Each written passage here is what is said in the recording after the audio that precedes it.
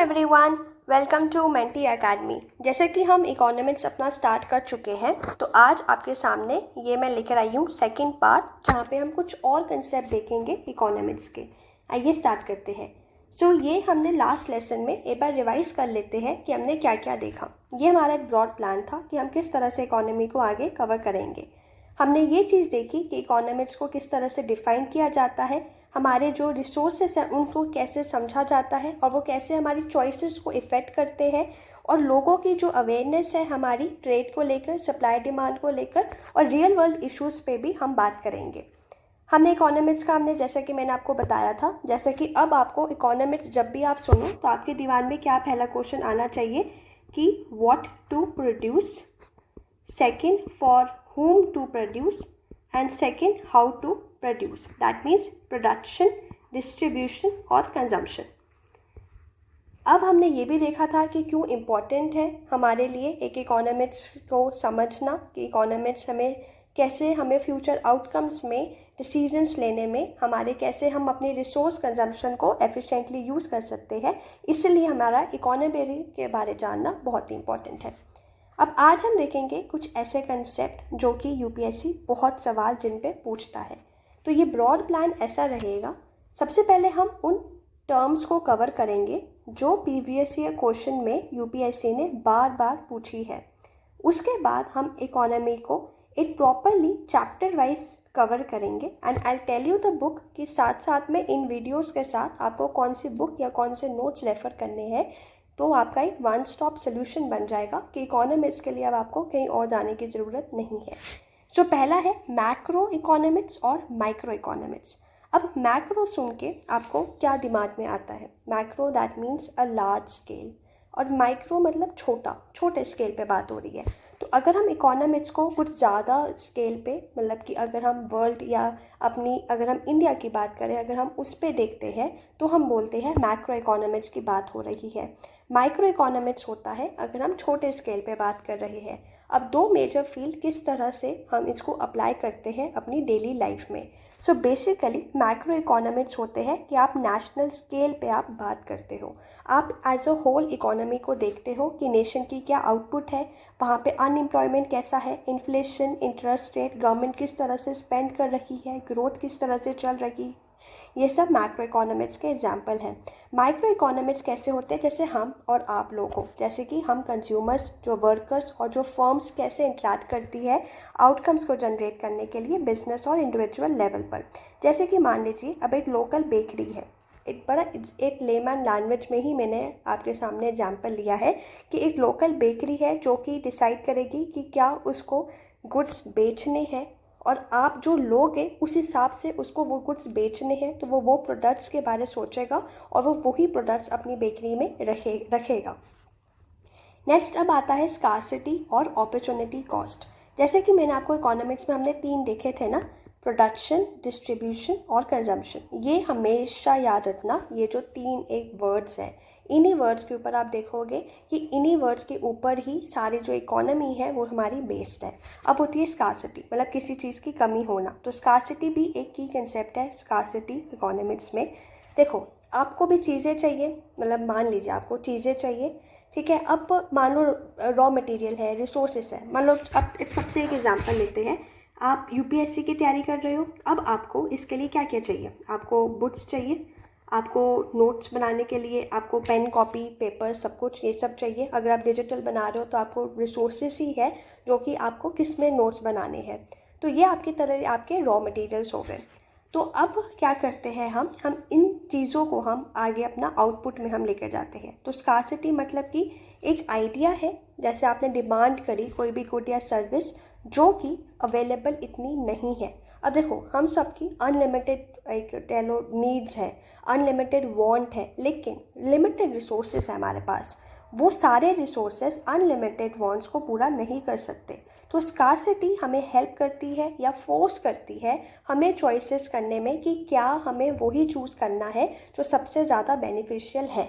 अब इसी से एक नया कंसेप्ट आता है अपॉर्चुनिटी कॉस्ट। अब अपॉर्चुनिटी कॉस्ट आपको याद रखना है, इसका बहुत ही सिंपल मैं आपको बताती हूँ, सेकेंड बेस्ट ऑल्टरनेटिव।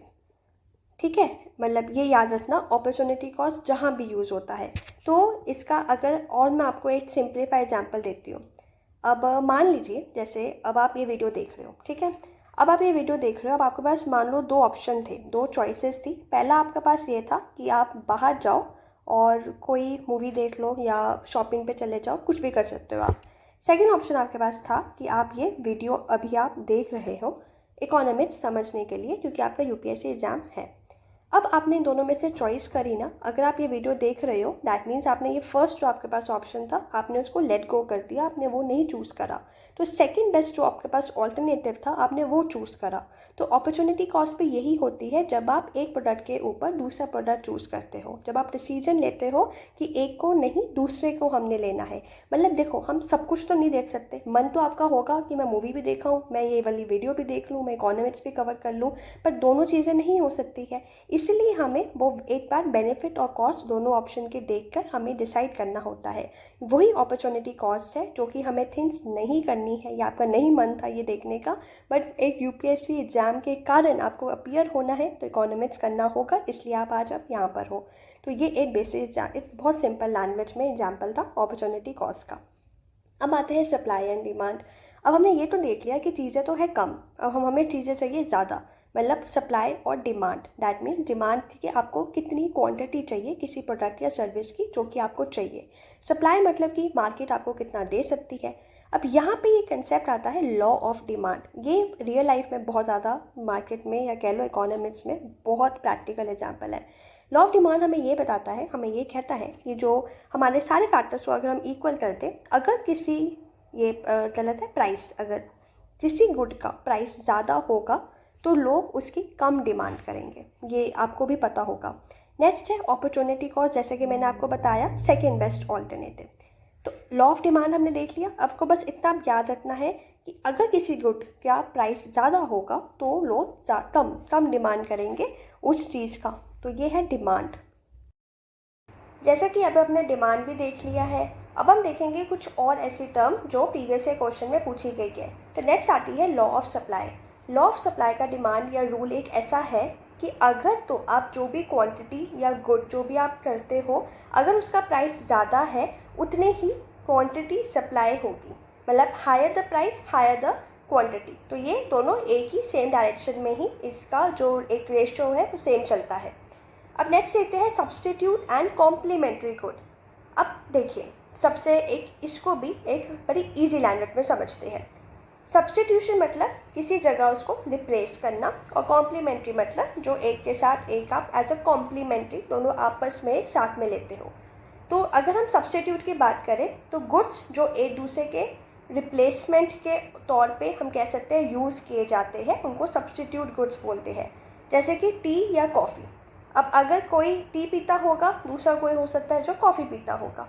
सो जो गुड्स अगर वो एक दूसरे के साथ यूज़ किए जाते हैं या वो अक्सर साथ में होते हैं तो हम बोलते हैं कॉम्प्लीमेंट्री गुड्स, के एक दूसरे को कॉम्प्लीमेंट कर रहे हैं।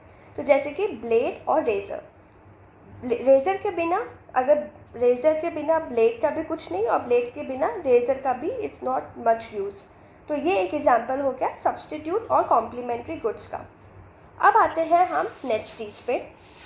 अब हम ये देखेंगे कि हमें किस तरह से अभी तक हमने जो टर्म्स पढ़ी उसके लिए हमें और क्या क्या जानने की ज़रूरत है। फाइनल थॉट्स मतलब कि अब हम देखेंगे कि क्या रिलेशनशिप होता है प्राइस ऑफ सब्स्टिट्यूट गुड्स और डिमांड ऑफ गुड में। तो हम बहुत ही आसान भाषा में समझेंगे। अब मान लीजिए दो गुड्स हैं जो एक दूसरे का सब्स्टिट्यूट है, दैट मीन्स एक की जगह दूसरे का भी यूज़ होता है, that means when they are use in place of another. अब सपोज करो x एंड y ये दो सब्स्टिट्यूट गुड है। अब मान लीजिए x का जो प्राइस है वो इंक्रीज होता है, तो अगर हम लॉ ऑफ डिमांड अप्लाई करें तो उससे क्या होना चाहिए, x की जो डिमांड है वो फॉल होना चाहिए। ऐसे ही अगर जो प्राइस है y का, अगर हम उसको अनचेंज करें तो क्या होगा, जो कंज्यूमर्स x गुड पहले कंज्यूम करते थे अब वो स्विच करेंगे y गुड की ओर, और जो y की अब जो आपकी कह लो डिमांड है वो आपकी इंक्रीज हो जाएगी। ऐसे ही अब दूसरा केस लेते हैं।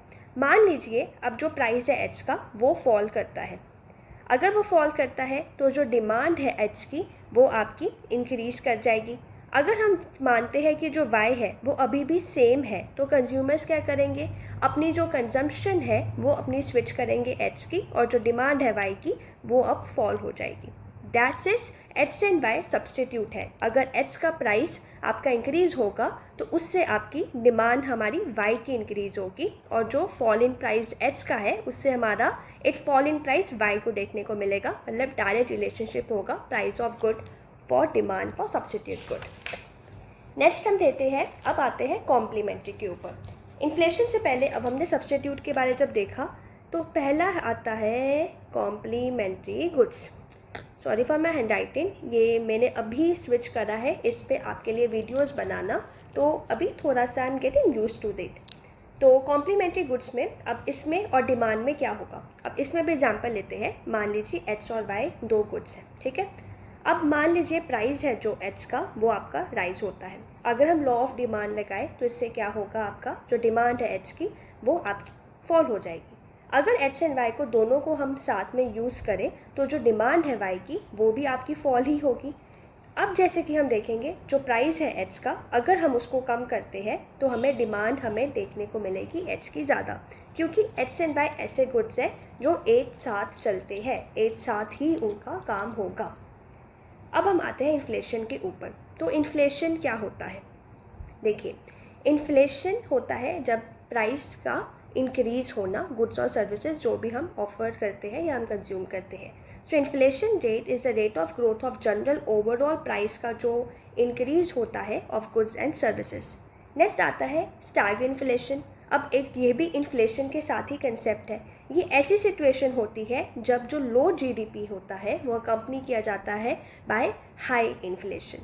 तो हम ये मान सकते हैं कि ये एक सिचुएशन होती है डिलेमा की इकोनॉमिस्ट के लिए या पॉलिसी मेकर्स के लिए, कि अगर इंटरेस्ट जो आपका रेट है उसको हम अगर इंक्रीज करें इन्फ्लेशन को कम करने के लिए तो ग्रोथ रेट भी स्टिफल करेगा। दैट मीन्स कि हमारा आगे जाके जो प्रोडक्शन है वो हमारी कम होगी। तो अगर ऑन द अदर हैंड अगर हम इंटरेस्ट रेट्स को अगर हम कम करें अपनी ग्रोथ को बूस्ट करने के लिए तो इन्फ्लेशन इंक्रीज होगा और लेसर बॉरोइंग होगी। सो ये था एक इन्फ्लेशन का कंसेप्ट। अब देखते हैं कि इन्फ्लेशन किस तरह से होती है। अब हमने ये तो देखा कि बेसिक एक इन्फ्लेशन क्या है। अब इन्फ्लेशन होती है दो रीज़न की वजह से। पहला है अगर तो डिमांड जो है गुड्स और सर्विसेज की वो एक्सीड कर जाए उनकी सप्लाई से, मतलब इकोनॉमी अगर ग्रो हो रही है, कंज्यूमर की इनकम में इंक्रीज हो रही है तो वो ऑब्वियसली डिमांड करेगा ज़्यादा गुड्स, जिससे आपकी प्राइस इंक्रीज देखने को मिलता है। अब ये तो था कि दो रीजंस। तो अब जो हमने पहले बात करी कि अगर प्राइस राइज जो हो रहा है वो आपका हो रहा है, रीज़न क्या है, सप्लाई फॉल का, लेस देन डिमांड। तो सप्लाई अगर कम हो रही है because of increase in cost of raw material, तो इसमें जो इन्फ्लेशन है हायर डिमांड की वजह से बोलेंगे डिमांड पुल इन्फ्लेशन। और अगर लोअर सप्लाई की वजह से इन्फ्लेशन हो रही है तो हम बोलेंगे कॉस्ट पुश इन्फ्लेशन। सो ये थी एक आज वीडियोस जिसमें हमने एक बहुत ही बेसिक टर्म्स के बारे में बात करी जो इकोनॉमिक्स में अक्सर पूछे जाते हैं। अब हम एक डिटेल्ड वीडियो स्टार्ट करेंगे आने वाली वीडियोस में, जिसमें आपको इकोनॉमी के लिए मैं एक वन स्टॉप सोल्यूशन होगा कि हर कंसेप्ट को अच्छे से लेमन लैंग्वेज में मैं आपको समझाऊंगी कि किस तरह से अप्लाई करना है हमारे यूपीएससी में। And I am pretty sure अगर आप इन चीज़ों को ध्यान से रिवाइज करोगे, आप इन चीज़ों को समझोगे तो यूपीएससी में ऐसा कोई क्वेश्चन नहीं होगा इकोनॉमी का जो आप सॉल्व नहीं कर पाओगे। सो मिलते हैं नेक्स्ट वीडियो में। अगर आपको ये अच्छी लगी please don't forget to like, share and subscribe to Mentee Academy. Thank you, have a nice day.